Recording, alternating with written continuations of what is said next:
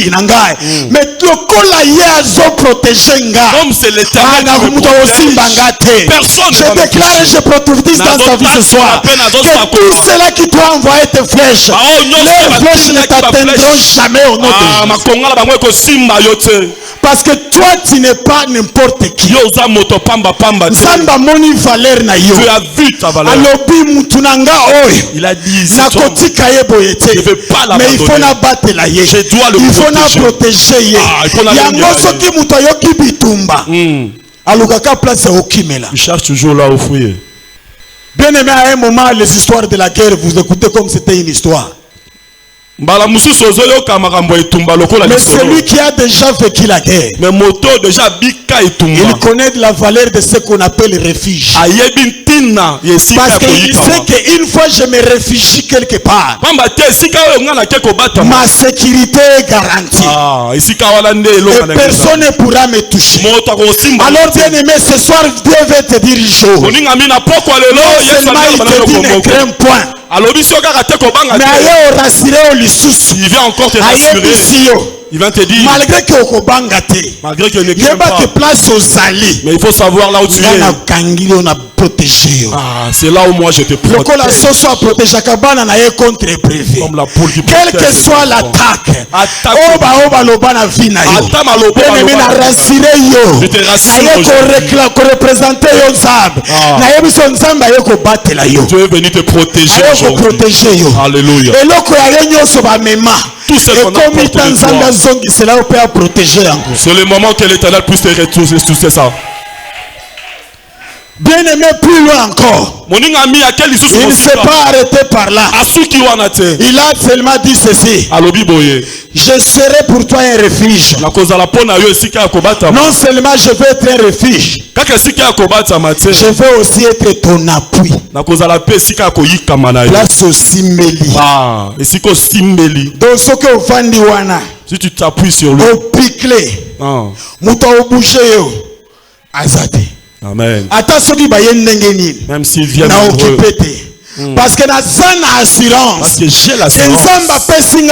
C'est l'Éternel qui m'a donné la force. Au-delà qu'il est venu m'appuyer. Plutôt au-delà qu'il est venu m'a donner un refuge. Il est venu m'appuyer. Il est venu aussi. Or quand je sonde de l'écriture, appuyer ne se dit pas seulement appuyer. Appuyer veut dire force. Ça veut dire que quand Dieu vient t'appuyer, il te rassure qu'il te donne la force. Il te rassure qu'il te donne la puissance. Ça veut dire que non, et comme il se tourne, là maintenant c'est ton tour de les tabasser. Parce qu'il non seulement appelle sur refuge, mais appelle sur lui sous force. Il t'a aussi donné la force. Appelle sur puissance. Il t'a donné aussi la puissance. Il a ajouté encore la puissance. Là où tu te vois nul, sache que cette fois tu es plus nul. Parce que pas Yanzambe, c'est Dieu qui a de la valeur. Respect. Yebisa bango que on a occupé. Image ya kala na yebi na ngai na occupé na ngote. Amen. Pona yebi muto na zalelo. Nzamba lobi ngai moko na ye. Na yo ko pesa au refuge. Po apemisa yo. O respirer kitoko. Après yo ko bakisela yo que l'on appelle sur lisusu na appui. Place aussi Meli. Bien aimé, quand on parle de l'appui, le Saint-Esprit est en train de me dire ceci. Avant de soulever quelque chose, il faut te rassurer que tu es d'abord bien appuyé. Ouais. Or, quand tu es bien appuyé, tu n'as pas le problème pour soulever la charge. Ceux qui ont fait la physique vont comprendre une chose. Parce qu'en physique, on nous dit ceci. Donne-moi un bon appui. Je vais te soulever le monde. Ça veut dire que quand tu as un appui, quel que soit le problème à Mokili, et pas na yo komi pamba. Amen. Parce que Nzamba zana yo. Parce que l'Éternel est là. Et le cognon se bangi sayo. Tout ce qui a dérangé ta vie. À partir à l'élo. Dieu a pris son charge. Toutes ces choses. C'est devenu nul devant toi. Ça n'a plus de force devant toi. Parce que tu as l'appui de l'Éternel. Il t'a donné là où tu vas mettre ton levier. Et pourtant ton levier c'est prière. Là où tu vas prier. À travers la prière. Tu te dis comme j'ai un bon appui. Là je vais prier avec sécurité. Maintenant je place ma prière. Bien aimé, Oro me dit tout ce que je demanderai par la foi, à travers la prière, je vais l'avoir. Ça veut dire à partir de l'appui de Dieu. Musala ekolandanga. Amen. Santé ekolandanga. Amen. Et l'onyo sona osala. Nasala ka mouvement muke na tomboli eloko. Il faut pas te battre. Je prophétise et je déclare dans ta vie. Tout ce qui t'a dérangé dans la vie.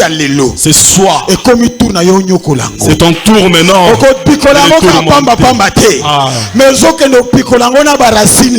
Tu vas le déraciner quelque part. Si tu avais na maladi na yo planter la vie nanga bino mi balé na opikola bino. Amen. Na pikoli bino na kombo na Yesu. Parce que ce qui Yesu azali. Si Jésus a rassuré nga appui. Il m'a rassuré son appui. Rien ne sera encore difficile devant moi. Rien du tout. Sikoyo ozobanga ni. Pourquoi tu as peur? Or la Bible nous dit ne crains point. Or quand on parle de la peur, bien aimé, il n'y a aucun, donc je dirais aucun pouvoir que le diable possède. À part jouer avec nos consciences.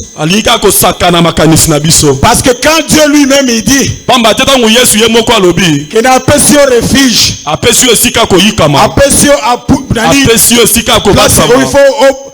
place il faut me battre la bonne mensonge sur la vie. Là où tu vas te préserver contre tous les mensonges. Tout ce qui t'a tourmenté dans la vie. Aujourd'hui, il est venu te protéger. Toutes ces choses n'auront aucun effet devant toi. Parce que comme c'est le moment maintenant.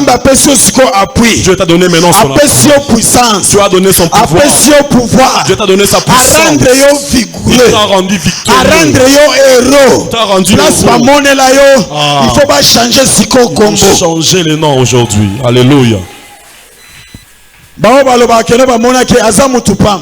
Ceux qui disent que tu es une personne unique. Ils ont oublié une chose.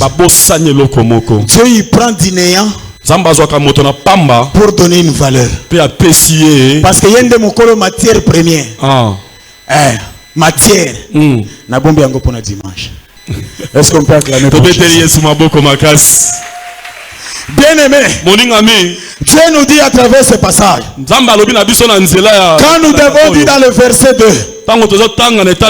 Dieu nous dit il est notre refuge, il est notre appui, il ne s'est pas limité par là.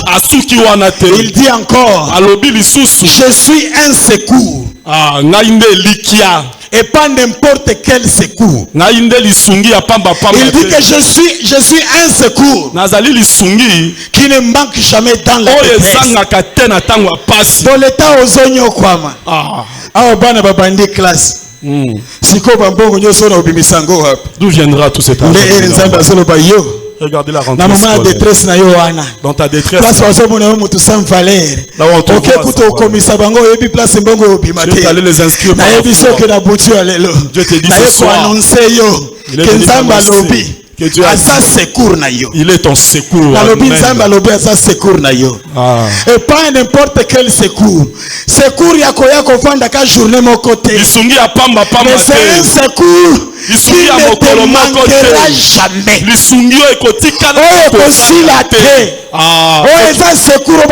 Secours illimité. Pendant un moment de détresse.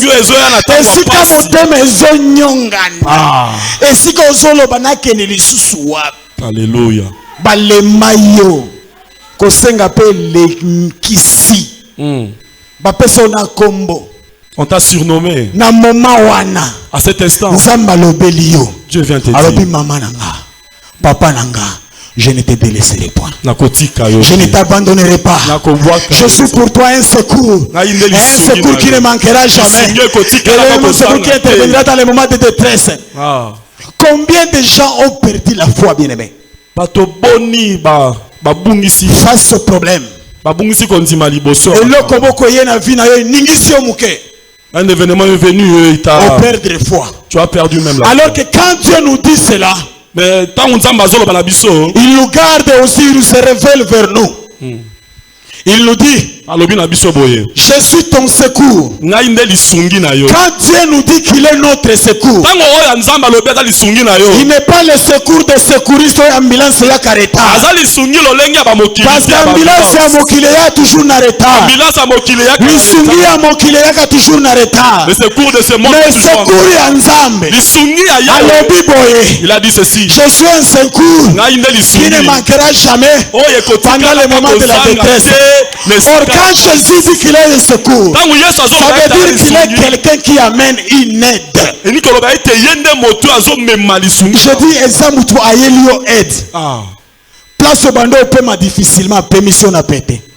Là où tu étais inquiet, il a mis le calme en toi. Est-ce que Dieu aujourd'hui, partout ça ne marche pas. Je l'ai déclaré le 12 septembre. Na kobima na yo ao elo nyoso osimba na déclaré angola zu possession na kombo na Yesu Kristo et qu'on doit réussir na déclaré na bengi miracle ya Nzambe na proclamer yango a partir ao o nyoso ana souci ya mbongo na placer mbongo na compte na ye na kombo na Jésus. Les gens blaguent avec Dieu.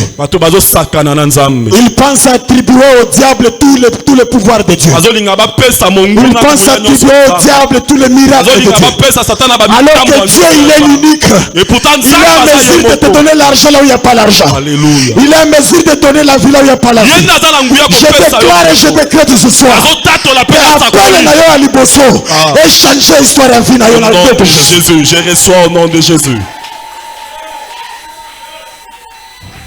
Je retourne encore. Portefeuille na yo. Contrôler Angola Obima. Ça m'a honnête. Na oya o témoigner dimanche. Na déclarer épanouissement financier portefeuille na yo. Na kombo na Yesu Christ. Il faut qu'il y ait banzambe azanan. Alléluia. Amen. Oh abotakate. Na déclaré bana na lebumuna à partir de au nom de Jésus. Il sera plus que changer l'histoire. L'histoire va changer aujourd'hui. Amen, amen. Amen. Bien aimé, plus loin. La Bible nous dit ceci. Pour que la puissance de Dieu se manifeste. Et le miracle de Dieu se manifeste dans ta vie. Le diable a une seule arme. Le diable te met dans la peur. Parce qu'il sait que si tu as peur, il va mettre en épreuve ta foi. Or, Dieu dit ceci. La foi peut déplacer même les montagnes. Là où il n'y avait pas la vie s'installe par la foi. Alléluia. Place pauvre mais riche par la foi. Amen. Parce que Dieu va changer. Et ce qui combat toutes les prophéties, c'est juste la peur. Parce que le diable a yaka. Ayebi que nos forces à mutu o na lingina mema ye ao so continue na kondima akole kangai iskona tia bobangi na vina ye yango nzamba yo yebisa yo na pokwa lelo ce soir banga pe enlève la peur. Rien ne te fera du mal. Rien ne va t'arriver. Quel que soit ce qu'ils ont dit, quelle que soit la déclaration, le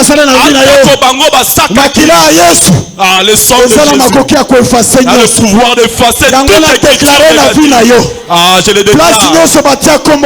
partout. Je l'efface au nom de Jésus. Par le sang. Alléluia. Alléluia. Au nom de Jésus. Alléluia. Amen. Gloire à toi, Seigneur Jésus. La Bible nous dit bien aimé. Ne crains point. Kobangate. Pourquoi nous sommes sans crainte? C'est pourquoi nous sommes sans crainte. Parce que nous savons déjà Peut-être toyebi déjà. Que tozana appui na biso. Nous avons notre appui. Non seulement tozana appui. Ah, tozana un appui karaté. Ezate que no atenga na pause. Nzamba tiaka na pause na pamba te. Pause ya nzambe za stop te. Amen. Il y a une différence entre stop na pause. Ceux qui battent stop, ça veut dire que vina yo esili. Cela veut dire que mais ceux qui battent fini pause, ata moindre makelele bouger bouton yango moko s'activer. Et puis au bando beta. Ba okutu ba bando yo kaote kamwa pause wana etika mwa kimia po ba yo kayo bien. Amen. O ba yo kayo bien te. Ba kalisa ko zaki na makelele. Lokola awo ye na nzambe. Nzamba a situation na osko atiango na pause. Dieu a pris maintenant ta situation, il a mis sur pause. Atiango na pause. Après sikoyo et comme tout a changé situation. Maintenant c'est le moment qui puisse changer ta vie. Ba o ba ye ba ki que non moi c'est à 70 ans abota kate. Ba kendaki na loi ya mokili. Po ba ye bi que après 40 ans, 45 ans, 55 ans na vie. C'est difficile que Timothée monte. Ils ont mis la pause. Qui pause na vie à moto. Yango ba benga yango ménopause. Ça veut dire elle ménopause. Ça veut dire pour la bango. Cela veut dire pour eux. Ils ont cru que c'est fini. Pour les gens de ce monde. Mais pour toi, mais pour l'éternel. Alors que non. Et si il y a fina qui pose. Là où il y a une pause. Na yo changer cette situation. Na finaliser ce pause te. Na fini si complet. On est comme ménopause et comme ménopause. Alléluia. Dieu va nous changer. Alléluia. Bon beta asika. Alléluia. Là où on a mis le play. On m'a mis sur pause parce que ma stop. S'ils savaient ma valeur, comme ils m'ont pas stoppé. Pause. On sous-attend ce bâton après na pause. Ils savent. Ils savent que toi tu vas continuer encore.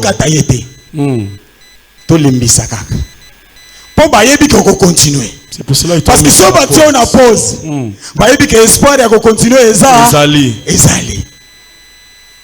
On a décidé aussi comme qu'il kosaka. Koko na yo atiye une pause. Abosani keza mukolo play up fina mukolo bi fina ayaka fini place à ligne quand twin play bandi pour reprendre vie à ça. Yango je prophétise, je déclare dans ta vie. Là où tout ce qui était bloqué dans ta vie, à partir de ce soir, bouton à play s'activer dans la vie na yo. Na activer bouton à coller la vie na yo. Bouton à play activer la vie na yo. Na matisi volume. Ba ba yo kayo bien te. Ba wolo ba matisa lisusu. Alléluia. Parce que Dieu a dit, il faut tous à la sikona fier. On doit avoir la fierté. Parce que tous en a raison ko bangate. Ye aye pour bibisabiso crainte. Il dit que non, même si la terre est bouleversée, et baluki et koti bouluyeke. Mikolo. Ba comme au benga ngo soki ba deux fois. Pour la lokoso ambongo. Mikolo comme un niveau même sacrifié à venir na pour na lokoso. Ces derniers temps les gens sacrifient. Dieu est venu te dire. Même si mokili les a bouleversés. Attaque au mokili les a bouleversés. Assurance moko. Tu vas plus avoir l'assurance. Là où tu marches. C'est que les gens voient. Emballage. Mais mon temps contrôler l'emballage. Mais c'est lui qui contrôle l'emballage. Or tellement que l'eau a valeur ça na kati. Emballage n'a pas aussi mbaté. On a besoin. Beaucoup simbaté. Hier on nous a dit que non, pourquoi on doit avoir l'amour pour l'argent. Tu vas gagner la terre. Tu vas perdre ta vie. Mais au bungisi bomoyi. Ki makasi na yoka awa. Boya makasi babunda po bako malola ti. Alléluia. Mais si ko makasi na yo awa. Non, ta force seulement c'est sur la terre. Alors qu'on oublie une chose bien aimée. Au temps de la fin. Quand le Christ va venir. Tellement que notre temps est compté ici sur terre. Et on va te dire une chose. Que ce qui t'accompagnera.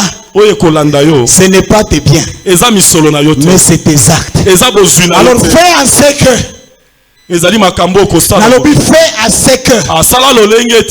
Tout ce que tu seras sur terre ici, que ton passage sur la terre soit un témoignage pour l'élévation de quelqu'un.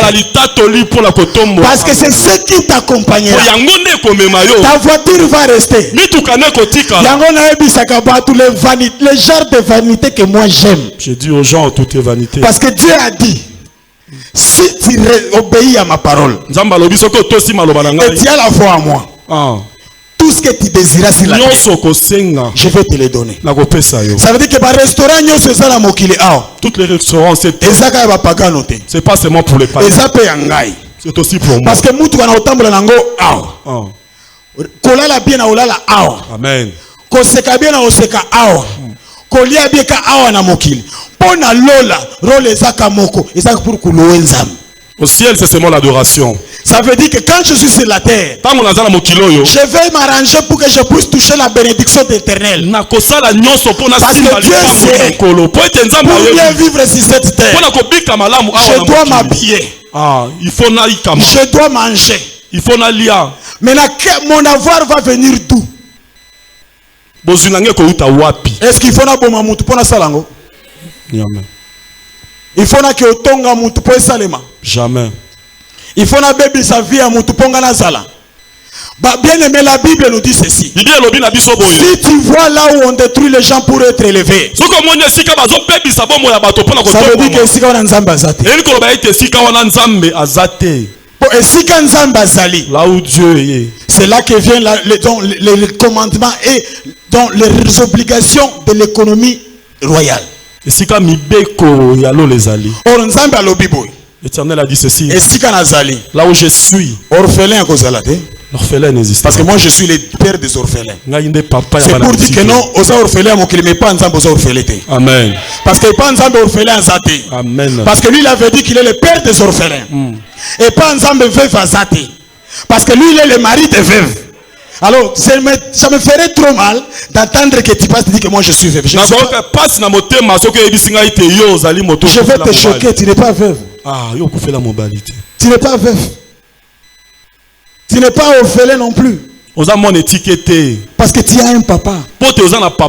Tu as aussi un bon mari. Non, qui te protège. Qui pourvoit pour toi. Amen. Maintenant, pourquoi on a peur? Jusqu'à arriver à ce qu'on puisse perdre notre salut à cause des biens matériels de ce monde. Alors que toutes ces histoires on les laissera.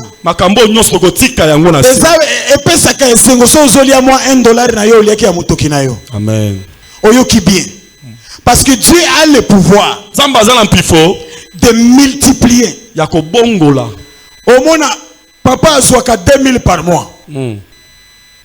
Mais à respecter nani recommandation nzambete ya zwaka 500 moya omona oyo eza eloko elekaka awa na mokili mebutunyo swalinga ko expliquer yango te. Je vais vous donner un secret. Tolobaka mi papa musale sili na mbongo nyosa bando so sala nini. Je vais vous dire pourquoi sala eloko. Omona sko mususu oya 2000 akomo ina oya 500. Oya 500 ayebi ko respecter obligation en nzambe. La personne de 500 respecte la dîme. Il place son 500.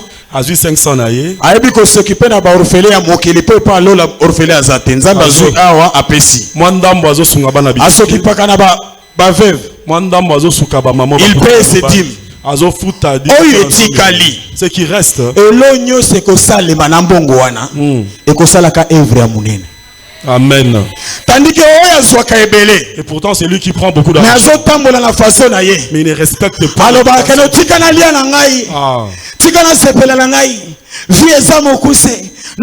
stress papa na boy te vieza mokuse vieza elengi mais yeba ke non na lifelo climatiser zelakate. Amen.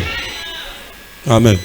Au mona skombongo na yalie yebele. Tu vas avoir beaucoup d'argent. Il a fait tout ce qu'il pouvait faire. Parce qu'il voulait vivre qu'un homme sur la terre. Mais en fin de compte, lui il va commencer à jalouser celui-là. Parce que le peu qu'il prend dans le bon chemin, tellement Nzamba zana kati. Dieu est dedans. Et bote bele. Ça va mais oh ebele na ya mokili.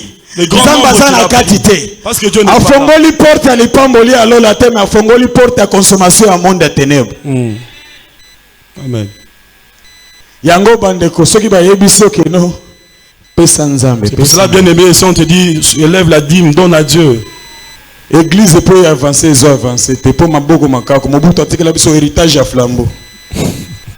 Et puis tolingi to pambam. Mais nous voulons être bénis. Est-ce que mutakenda na banque a retiré kazan espoir en bogote? Est-ce qu'une personne va à la banque sans pour autant avoir l'argent? Ce que moni mutu na guichet à banque. A complété bordero. Ça veut dire qu'il sait qu'il a quelque chose dans son compte. Aye bien te azala eli qui a été loko ezala. C'est que yo elo ni no bombi sanzambe. Tuna voisin na yo ni no bombi sanzambe. Combien tu as dans le compte de l'Éternel? Au bombi sanzambe combien? Combien? Pour nzambe ce que au bombi si 1 a multiplié comme 1000. Miracle nzambe. Il est le Dieu de la multiplication. C'est le Dieu. Yene nzamba ko bongo la makasi. Pour nzambe na compte nzambe a créé la quand même na découvert. Oyebi ko zala ki na 5000 euros comme osali bordero na fier nyoso 20000 po yebi ko bendan. Amen. Ero beta mabolongo na se.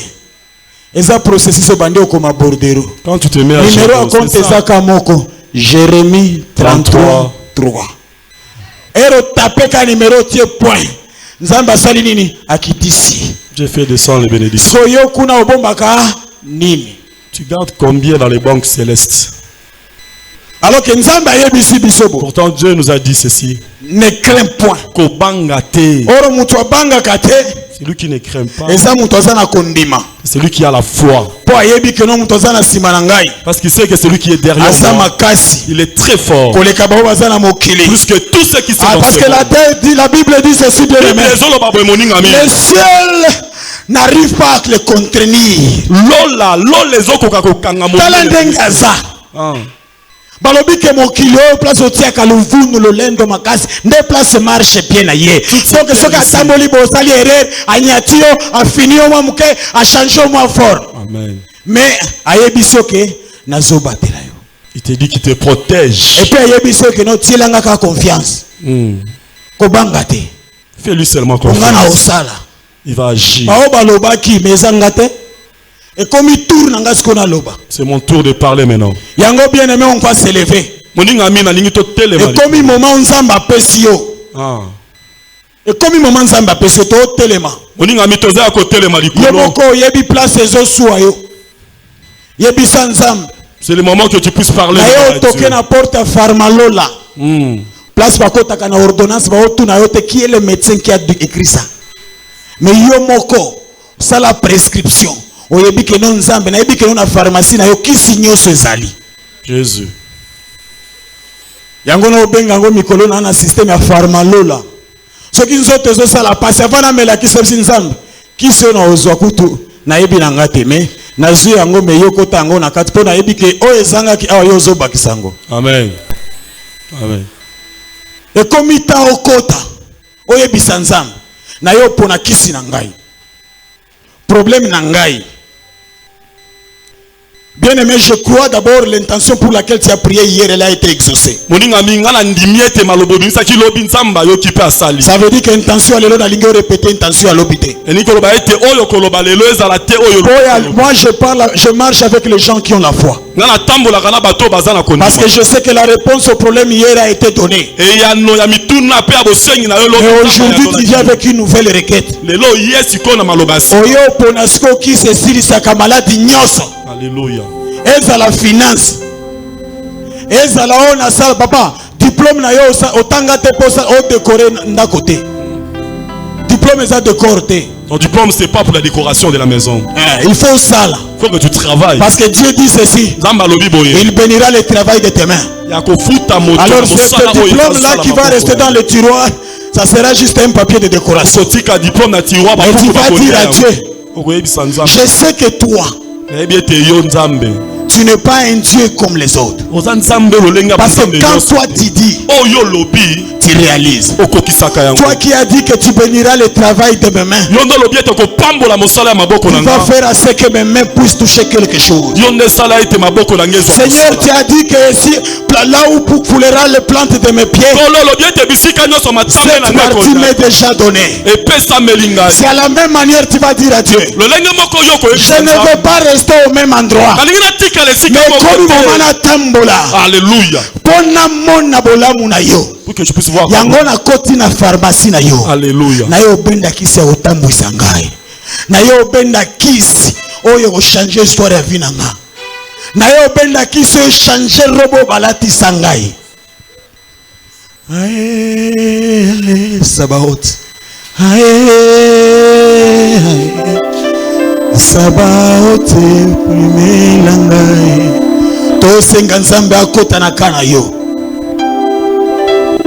Parce que le ciel est ouvert pour t'écouter. Le ciel est ouvert pour répondre à ta situation. Nous avons dit que ce n'est pas un moment où on va envoyer quelqu'un. C'est l'affaire entre toi et ton Dieu. Là maintenant, c'est l'affaire entre toi et ton Dieu. Tu vas dire à l'Éternel, Papa, oyebi esika isala la passe. Et loko on a bombé la voisin. Mon Dieu, tu sais là où ça fait mal. Kuto loko on a bombé la se. Et ça la casse secret nangai. Là ce sera mon secret. Tellement qu'il pas na yo Seigneur secret ça la kate. Devant toi il n'y a pas de secret mon Dieu. Allez présenter au Kananga. Voici mon problème. Papa est comme dossier. Et comme moment au kota dossier nanga. C'est le moment que tu peux. C'est le moment, Seigneur Jésus. Je sais que tu n'as point de limite. Papa, Éternel, viens mon Dieu. Papa, je toque à ton ciel bien-aimé. Je le dis, Père de grâce, Adonai, El Shaddai, fils de David, aie pitié de moi.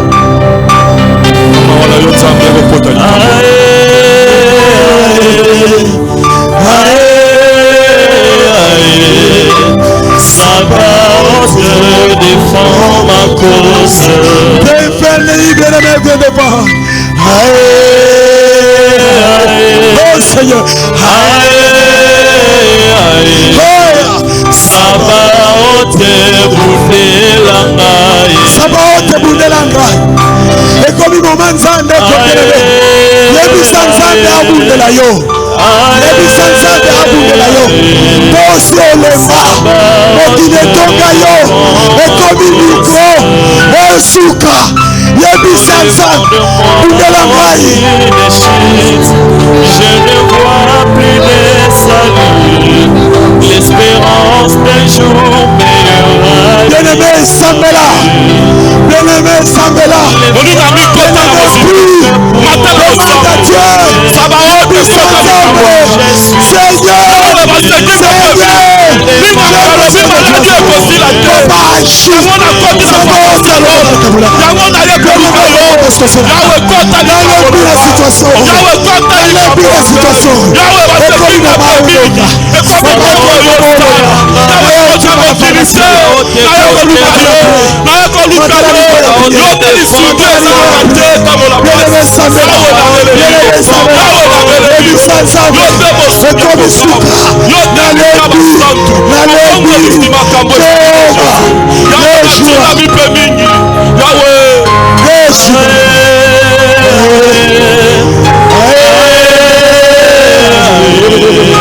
Sabaoth défend ma cause.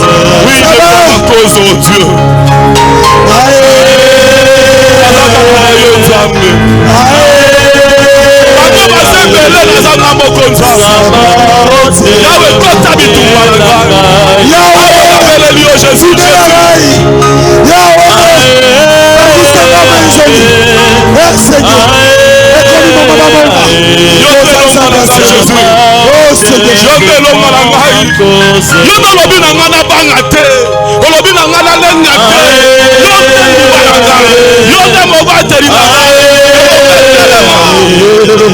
Sabaoth côté la ngai na bitumbo yo nzambe.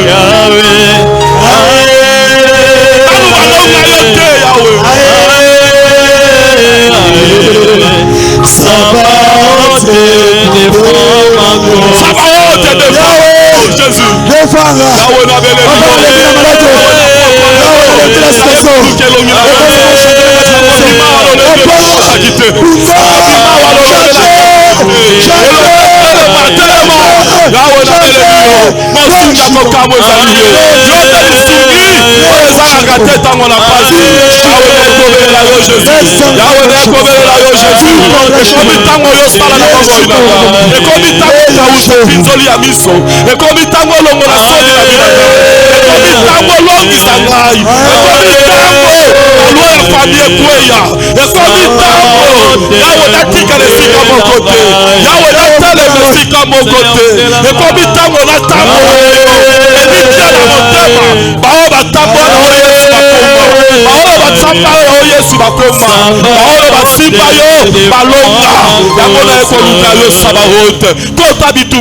Jésus.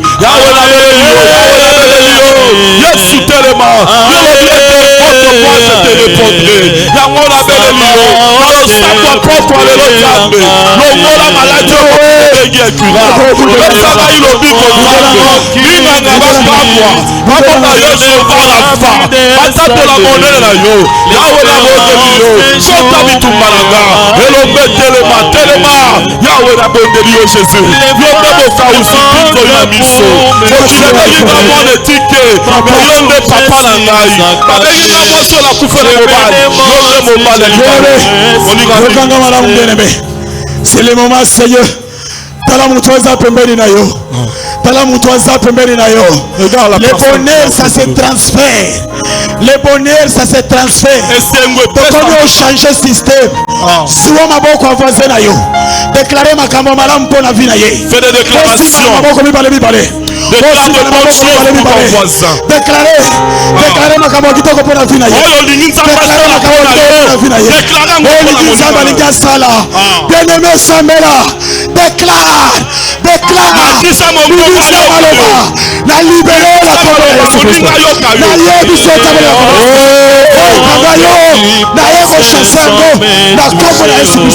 Je restaure ce déclare de bonnes choses. Il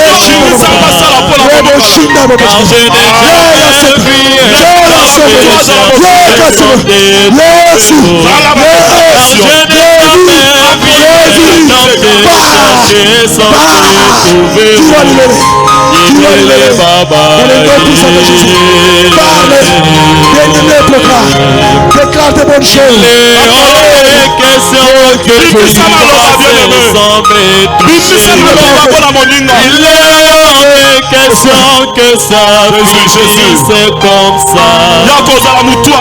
J'ai jamais vu un homme te chercher sans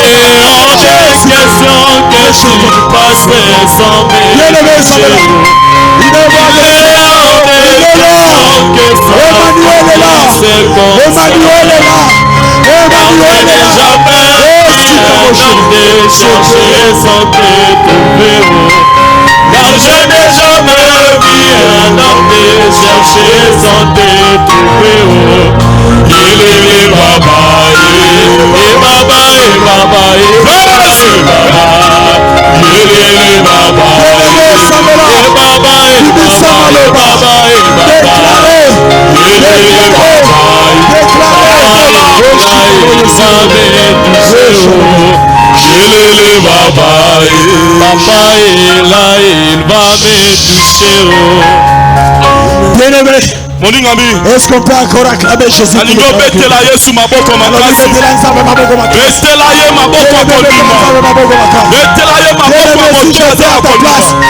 me lèverai.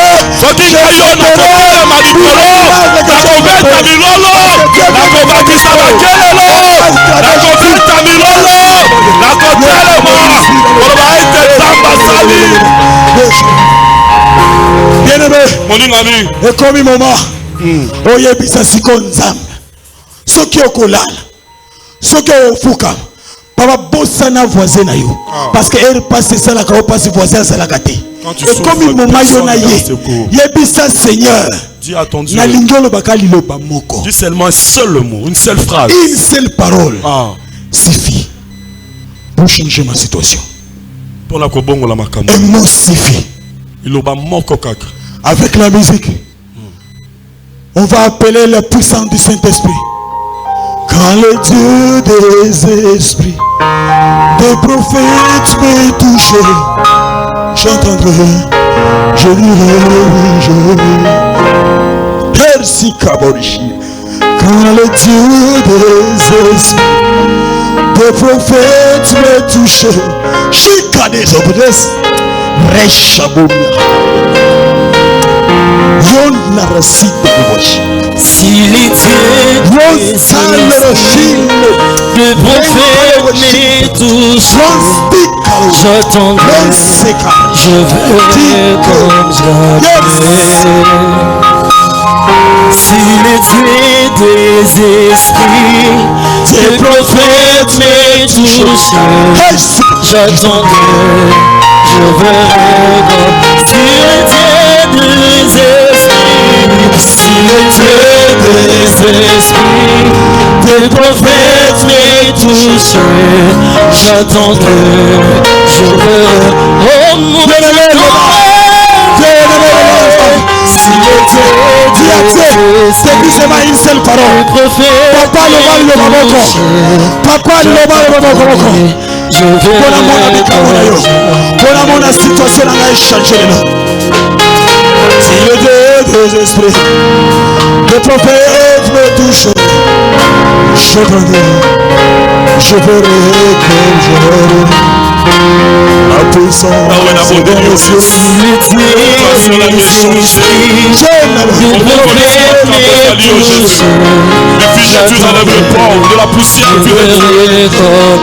Bien-aimé, maintenant il faut prier.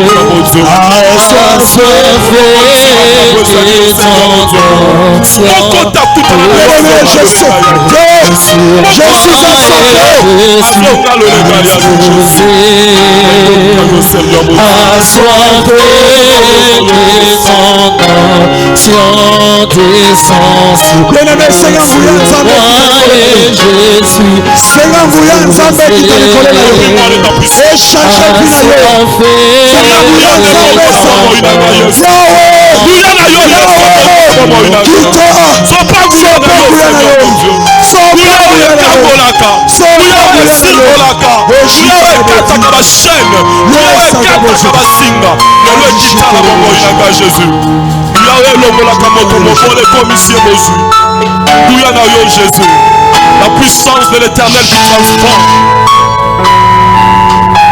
Bien-aimé, et comme il m'a tout le la maboko likolo.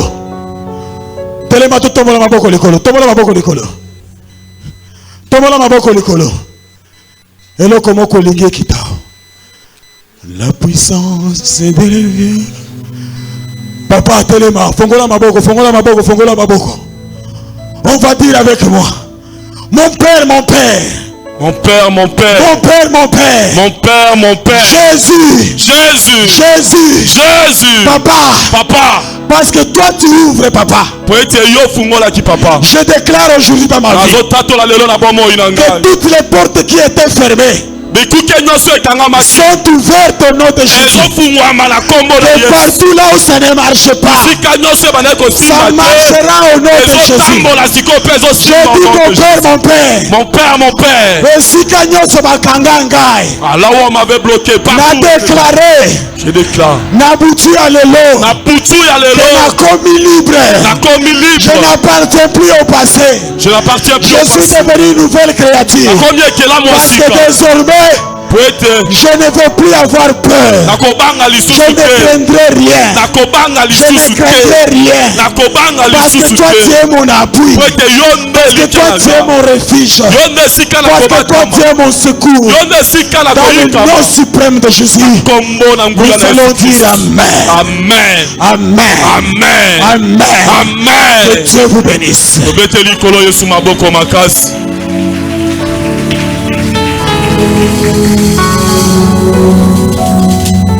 Maboko wana obeti bien te eske okobakisa maboko wa bien namona ndeko mona suka tobeta te eske okobeta maboko wa bien lisusu.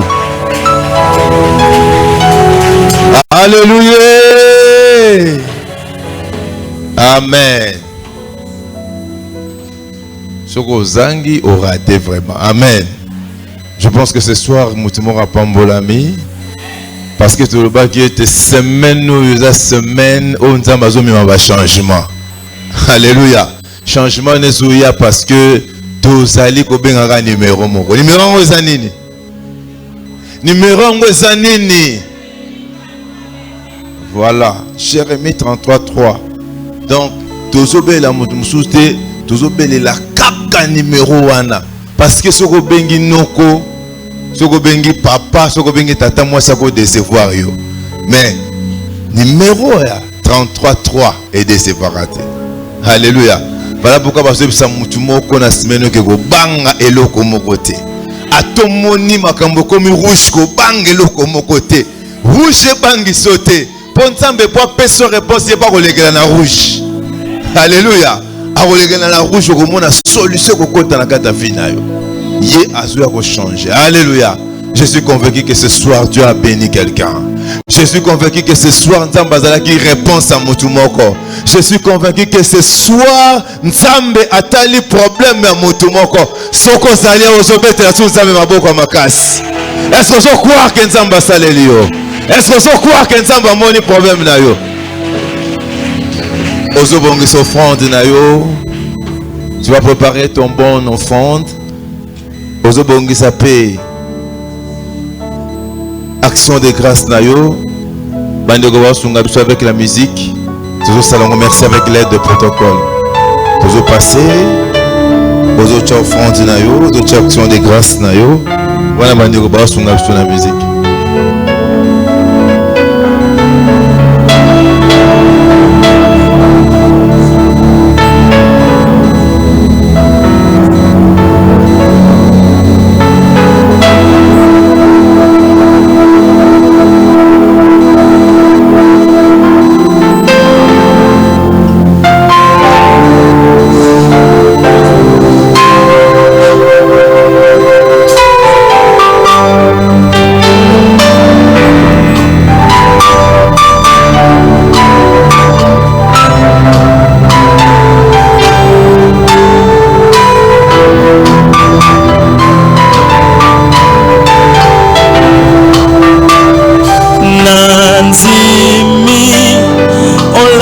Sakanga na tongo pamba te po mikolo nyonso obakiselaka nga eloko moko soki loyembo te osopelaka ngai mafuta na yo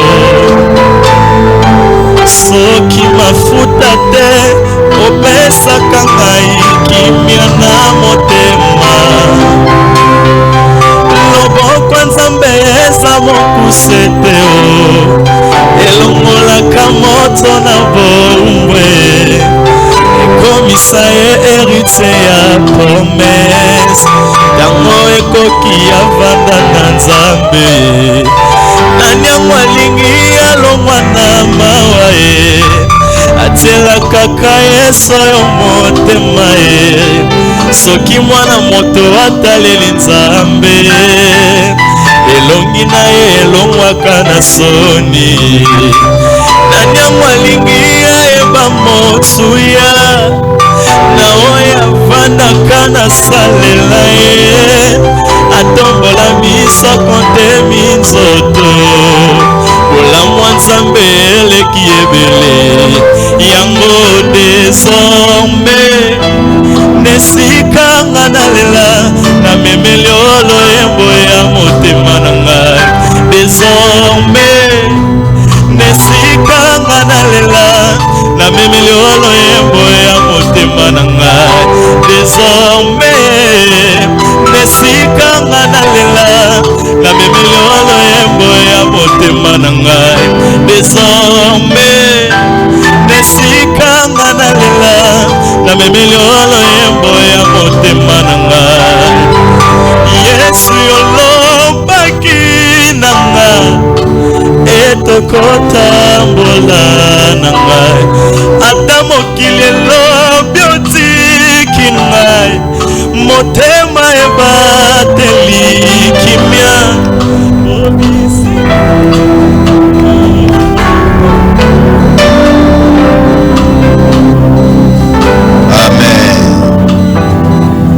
communiquer tout le biboé bandeko bazali na service ya délivrance bazali awa bazozonga sona butu lelo baza kosambela bakutana na butu bakutana susu lobi na sulobi vendredi ndeko za mokolo yo ya kosambela pona ko confirmer délivrance na bango amen pona biso nyonso lobi za vendredi toza bipai bona 10h parce que toza na réception de 10h à 12h30.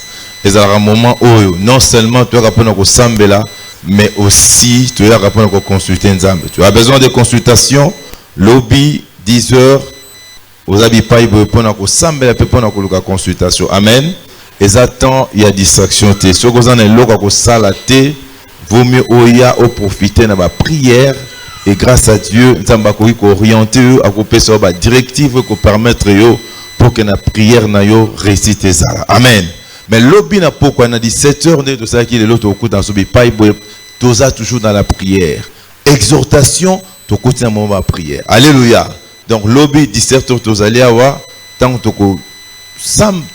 sambela, tu yoke exhortation, tu se plonger sous la carte de prière et je crois que Nzambe azopambola. Alléluia. Agopambola te mais azopambola déjà. Est-ce que mutazo croire que Nzambe azosunga déjà? Donc on Nzamba bandi azo continuer on kaka donc to kuta sous le bin Nzamba repambola so to kumba metuna dans la prière ozo pesa Nzambe merci pour na mokona lelo ozo tika bozongi na boko na Nzambe ozo sambe pe pona poko lelo kimia na Nzambe zano na butu ya lelo pona yo pona mwasi pona mobali to pona bana na yo to pona libota na yo to sambele na kombo na Yesu. Merci Seigneur pona poko lelo. Merci parce que tu nous dis de ne pas avoir peur. Tu as dit ne crains rien, ne crains rien, ne crains rien. Hier tu l'as dit, aujourd'hui encore tu nous as dit que nous ne devons pas avoir peur. Parce que tu es avec nous. Oui, je peux encore paraphraser les paroles de David. Quand je marche dans la vallée de l'ombre de la mort, je ne crains aucun mal, car tu es avec moi. Seigneur, c'est une assurance, c'est une bonne chose de savoir que nous ne sommes pas seuls, tu es avec nous. Quand bien même nous traverserons la vallée de l'ombre de la mort, quand bien même nous traverserons le désert, puisque tu es là, nous allons avoir peur de rien, parce que toi, tu es tout pour nous. Tu es la source intarissable. Tu es celui qui vient intervenir là où nous sommes en manque. Oui, là où l'eau a manqué, à cause de ta présence, tu as pourvu.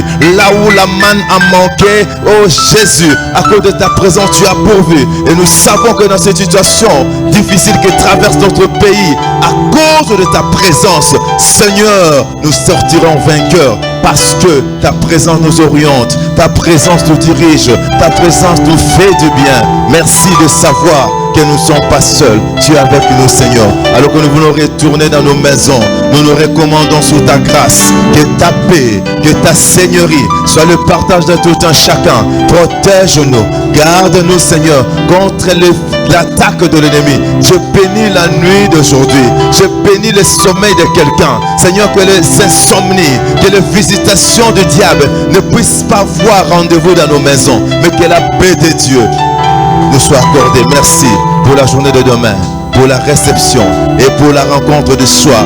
Nous savons que tu seras avec nous grâce à Dieu. Merci au nom de Jésus. Amen. Zamba.